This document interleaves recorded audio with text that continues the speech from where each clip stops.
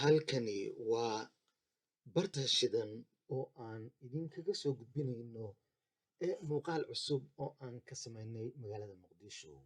Waxaa isbeddel ka muuqda wadadii xoosh ee kasoo bilaabanta AK7X warshadii daawada taasoo dhex marta bartamaha ama wadnaha degmooyinka Dharkeynley iyo Wadajir.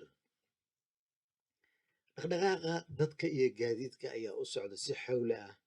Burburkii wadadan ayaa iminka aad u muuqan kadib dayactir xoog leh oo lagu sameeyey iyadoo ay iska kaashadeen maamulka degmooyinkan iyo gobolka Banaadir. Wadadan ayaa halbowle u ah isu socodka labadan degmo iyo shacabka ku nool. Halkani waa barta shidan.